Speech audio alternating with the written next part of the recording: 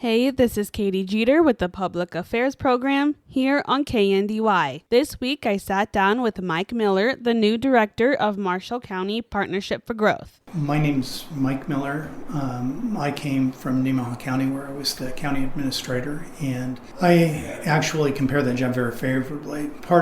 I was certainly involved in supporting our County Economic Development Director, Nancy Gafford, and I hope I was a good partner to her. But I like doing that. I like making progress, and I like promoting change and improving communications. In my previous role before that, I worked as a support services director and risk manager for a regional hospital down in Pratt, and I've always been involved with communications, whether that was professional associations I've been involved in, but we have issues in terms of a lot of people don't like wrestling with the tough questions.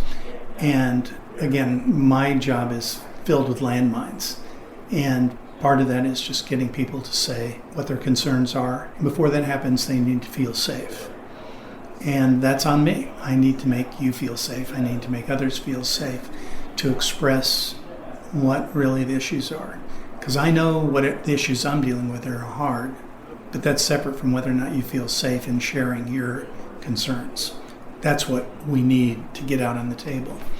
And so in terms of transparency, I don't know. I hope just making those statements and letting people know. Mike's biggest goal right now is trust. Well, I mentioned trust. I mean, right now, I need to expose myself. You say transparency. Ultimately, people see me, and a lot of people get hung up that I was at West Point or going to the United States Military Academy, or I was in the Army. Except as soon as people talk to me, they don't think I sound exactly like a hardcore Army officer or anything. And the interesting thing is, there were times in the Army I can be tough when I need to be tough, but usually that's not helpful.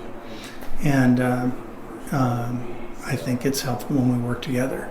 And before we can work together, we need to trust and understand each other.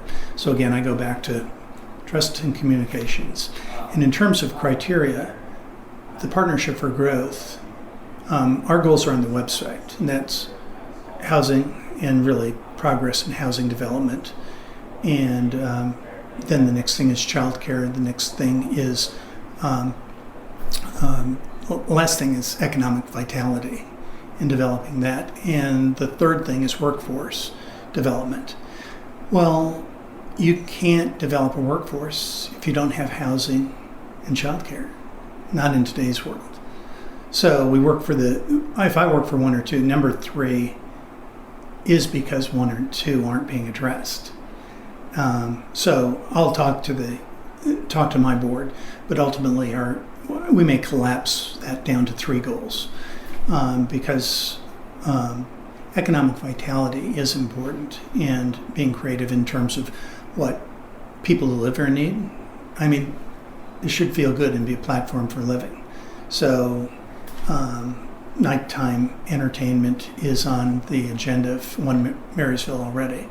And how do you do that? Well, you have to have a venue. Well, usually that's a restaurant or a restaurant bar, and we don't have anything in that category right now.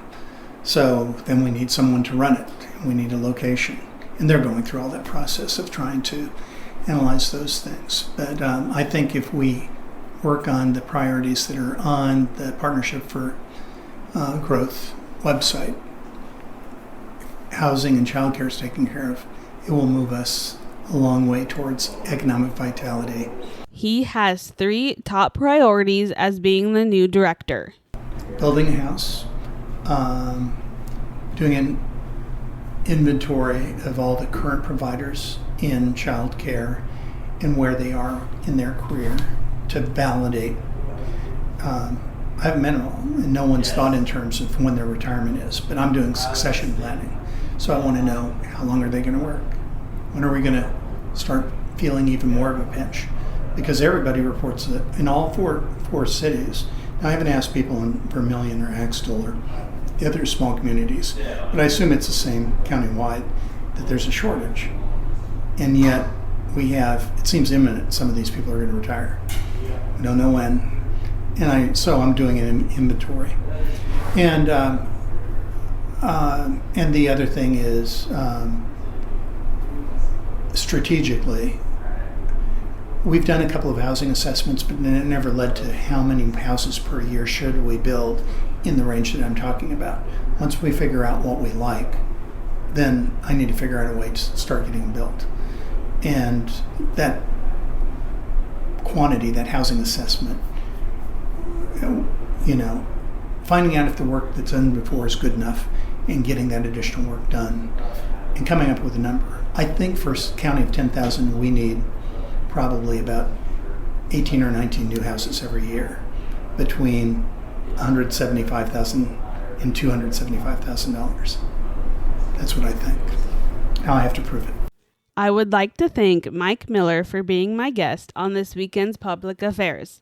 If you would like to listen again, you can always go to kndyradio.com. Come back next week as Mike and I continue our conversation. Thank you for listening. This has been Katie Jeter with the Public Affairs Program here on KNDY.